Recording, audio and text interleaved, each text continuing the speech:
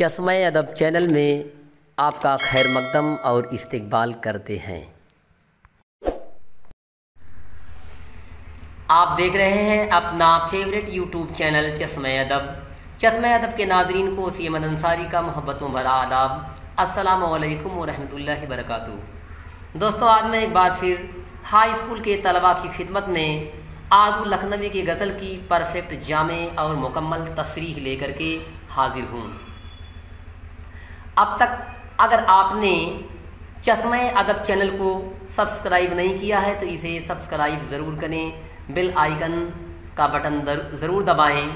दोस्तों, आइए इसी के साथ मैं अपने सफ़र का आगाज़ करता हूँ। ये रिश्ते मोहब्बत कुछ इस तरह निभाओ, कुछ हम कदम बढ़ाएं, कुछ तुम कदम बढ़ाओ। आइए चलते हैं गज़ल के मतले पर। आदू लखनवी की गज़ल का मतला है, अव्वले सब वो बज़्म की रौनक, सम्मा भी थी परवाना भी, रात के आखिर होते होते ख़त्म था ये अफसाना भी। आदू लखनवी कहते हैं अव्वले सब रात का पहला हिस्सा है, रात का पहला पहर है, वो बज़्म की रौनक और बज़्म महबूब खूबसूरती के साथ सजी हुई है। सम्मा भी थी परवाना भी, और इस महफ़िल में चिराग भी जल रहा है, चिराग के चाहने वाले परवाने भी हैं, यानी कि आशिक और मासूक इस महफ़िल में दोनों मौजूद हैं। रात के आखिर होते होते ख़त्म था ये अफसाना भी, और जैसे ही रात का आखिरी पहर आया, रात इख्तिताम पजीर होने को हुई, महबूब इस महफ़िल से उठकर चला गया और महफ़िल की सारी रौनकें ख़त्म हो गईं। महफ़िल का सारा अफसाना, सारा किस्सा, सारी कहानी ख़त्म हो गई। आइए चलते हैं दूसरे शेर पर। आदू लखनवी का दूसरा शेर है, हाथ से किसने सागर पटका, मौसम की बेकैफी पर इतना बरसा टूट के पानी डूब चला मैं खाना भी। आदू लखनवी कहते हैं किसी शख्स के हाथ में शराब का एक प्याला था और बेकैफ मौसम की वजह से उस शख्स ने अपने हाथ में लिए हुए शराब के प्याले को ज़मीन पर पटक दिया, जिसकी वजह से इतनी बरसात हुई कि इस बरसात में मैं खाना, शराब खाना भी डूब गया।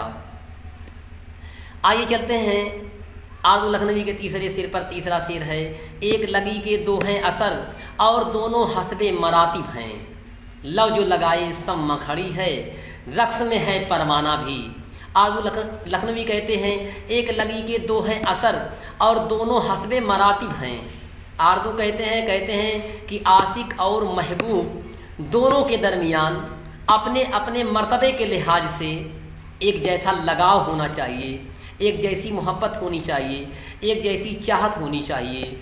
लव जो लगाए सम्मा खड़ी है, रक्स में है परवाना भी। जिस तरीके से चिराग के जलने के बाद तमाम परवाने चिराग पर टूट पड़ते हैं और अपनी जान का नजराना पेश कर देते हैं, ठीक उसी तरीके से आशिक और मासूक दोनों के दरमियान एक जैसा लगाव होना चाहिए, एक जैसी मोहब्बत होनी चाहिए।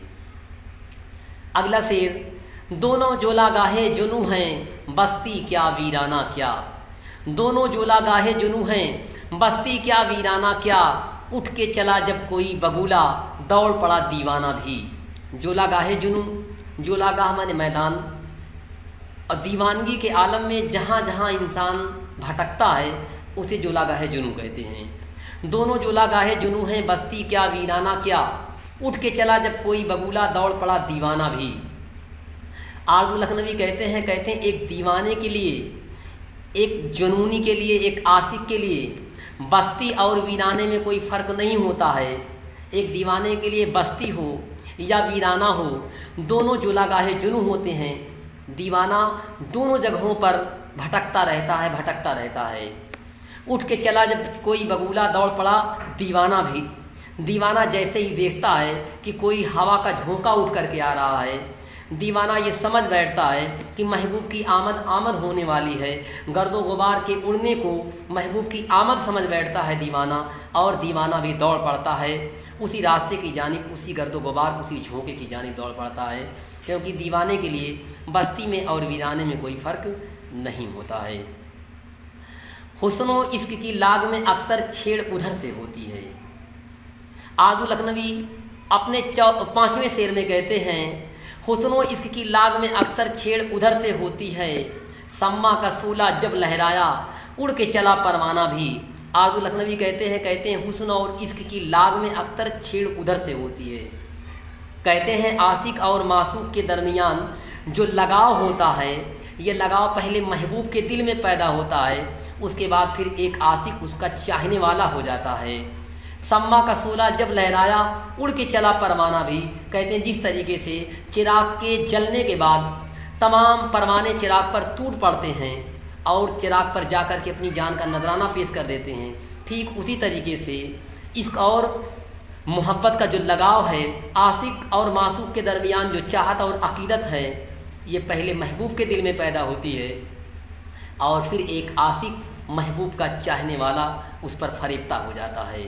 ठीक उसी तरीके से जिस तरह से चिराग के जलने के बाद तमाम परवाने चिराग पर टूट पड़ते हैं। आइए मक्ते पर चलते हैं। आरज़ू लखनवी का ये आखिरी शेर, मक्ता नहीं आखिरी शेर है गज़ल का। गुंचे चुप हैं गुल हैं हवा पर, किससे कहिए जी का हाल, खाके नसीं एक सब्ज़ा है सो अपना भी बेगाना भी। आरज़ू लखनवी कहते हैं गुंचे चुप हैं गुल हैं हवा पर, किससे कहिए जी का हाल, खाके नसीं एक सब्ज़ा है सो अपना भी बेगाना भी। आरज़ू कहते हैं गुंचे बिल्कुल खामोश हैं, कलियां बिल्कुल चुपचाप हैं, गुल हैं हवा पर और फूल हवाओं में मस्त हैं, हवाओं में झूम रहे हैं। किससे कहिए जी का हाल, और दिल के हाल को किससे बयान किया जाए। खाके नसीं एक सब्ज़ा है सो अपना भी बेगाना भी, सिर्फ ज़मीन पर पड़ा हुआ यही एक सब्ज़ा है सो अपना भी बेगाना भी। ये सब्ज़ा अपना भी हो सकता है और गैर का भी हो सकता है। ऐसे में दिल का हाल किससे बयान किया जाए, दिल की बातें किससे कही जाएं। कलियां बिल्कुल चुपचाप हैं, फूल हवाओं में मस्त हैं, सिर्फ ज़मीन पर यही एक सब्ज़ा पड़ा हुआ है जो अपना भी हो सकता है बेगाना भी हो सकता है। इसलिए सब्ज़े से दिल का हाल बयान किया जाए ये बेहतर और मुनासिब नहीं है। चैनल चश्मा अदब को सब्सक्राइब करें और जल्द ही हम अपनी अगली वीडियो लेकर के आपकी खिदमत में हाजिर होंगे। अस्सलामु अलैकुम।